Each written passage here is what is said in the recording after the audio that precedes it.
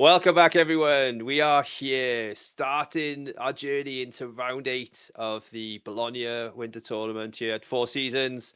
It's me, Dave Jones, or only one Dave as you'll know me on the internet, with Mason Clark, modern extraordinaire, and just from what I've learned today, graduated once from all the way from prowess, all the way to Sure. control and back again. And Yeah.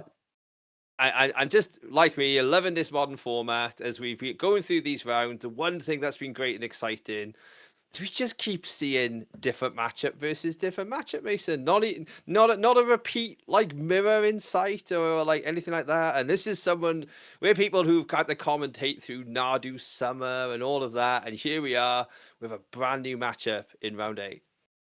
Yeah. And this matchup, it has some flavors of what we've seen before, but the different dynamic is pretty huge here. We have Mono Green Tron here, very similar to the one you saw last round, but Sowing Microspawn plays pretty differently. Also, getting cards like Haywire Might out of your sideboard matters a ton. The big sort of differences here is like no transfer main, a bunch of Ugins. Those Sowing Microspawns really powerful in the mirrors in any matchups where the opponent's trying to cast a lot of spells. Yeah, this is definitely a lot more proactive, right? The sort of you're trying to land some threats like with that micro spawn, and yeah, certainly. Although similar concepts, we're definitely going to be seeing a a much different pace to the way that they approach this. And Mhm. talking about different paces, we're going to see a few cards. We're going to see Solitudes again. We're going to see Riddlers again, but we're going to see them in a much different deck in Blue White Blink. And big fan of everything that came out of the Blink decks. That addition of my one of my favorite pet cards, the good old Mockingbird, is also in there now. Mhm. But this is actually the version I started talking before I saw it on the screen. This is the version with the Guide Souls and the Ossart Pride added in. So it's almost like a hybrid of the two really popular elements of Boros Energy and the other Blink decks that you see.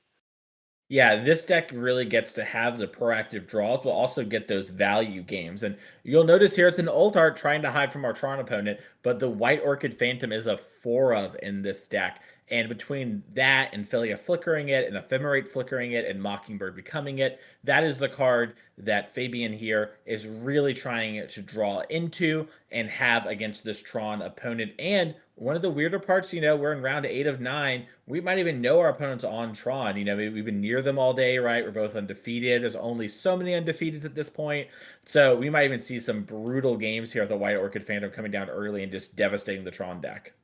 Yeah, it's the game breaker here, isn't it? And although Hmm. like there's some other cards in here which are such fantastic threats, like this is going to be what completely turns off the Tron deck in all of its entirety. But well, they've both hit 6-1, and it's Fabian Patrick.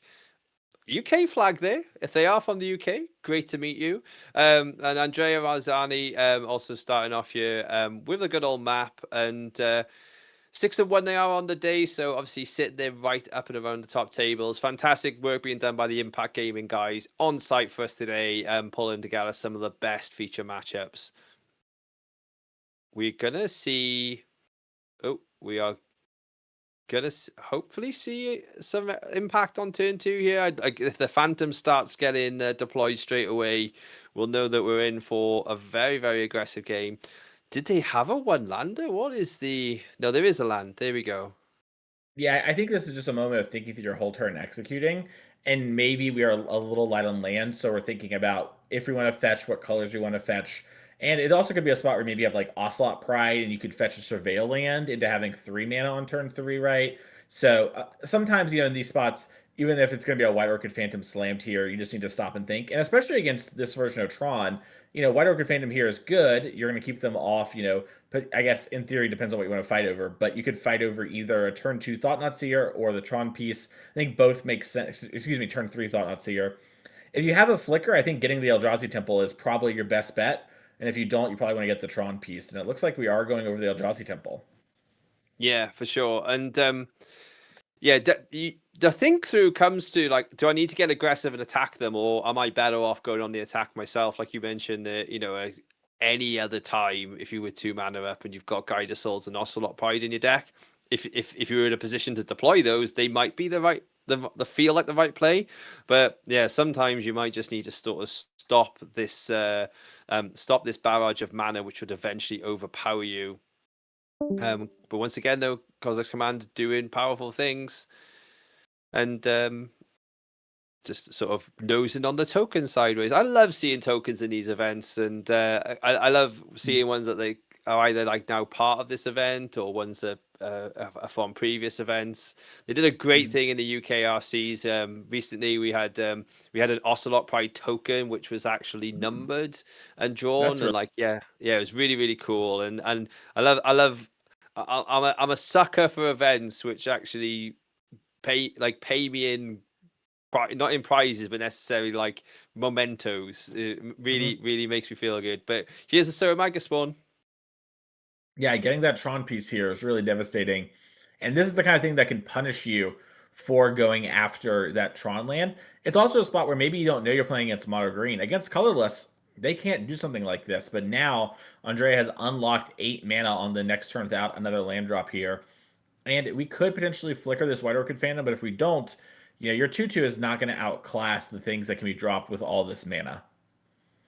Yeah, like you've got powerful cards as the Blink player here, but like as we mentioned earlier with the Tron pieces are strong. They're strong, and when they hit the ground, you got a lot of you're gonna need to either take a lot of removal pieces, or they might just outscale you pretty much for good.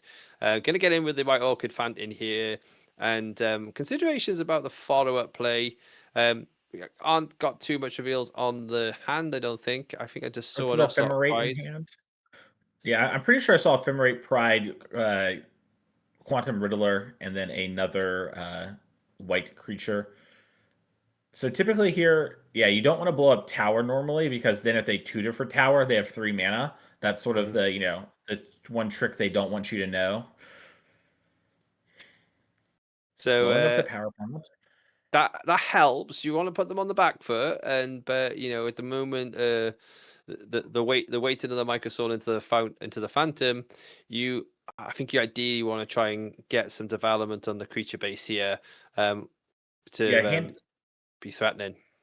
Yeah, Felia Solitude seem to be the last 2 cards in hand there. Got a peek at them from Fabian as he was shuffling. So potentially here we might even see, and holding up a Felia. Then on our turn, if our White Orchid Phantom survives at all, just start blowing up all these Tron lands. Mono Green Tron does have 4 forests typically, so you'll be working through all of them. But after that, you'll just be stone raining your opponent. Yeah, which is ultimately, as we said, deck list knowns or not, Mhm. by this point of the tournament, you've been close to these decks. You kind of have a bit of a vibe what's going on, and yeah, you're really well placed with 4 White Orchid Phantoms in the main, coming into Tron. So we're getting in for damage, and they're gonna lose another. They're gonna lose some more. The ephemerate is gonna go off. So microspawning themselves. See, appreciating. They're gonna probably.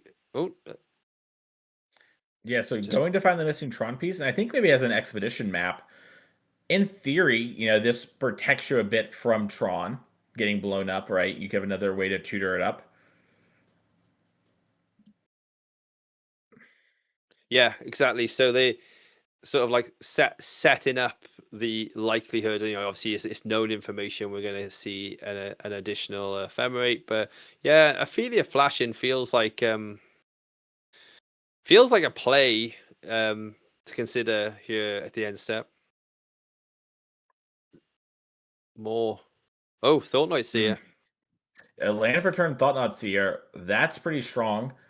Now we do, I believe we have Felia in hand. You also have Quantum Riddler, which probably means that's the card's gonna get taken if you do Flash and Felia. Maybe there's a world you value that a bit more. I'm a little skeptical of that world, but it could be on the table.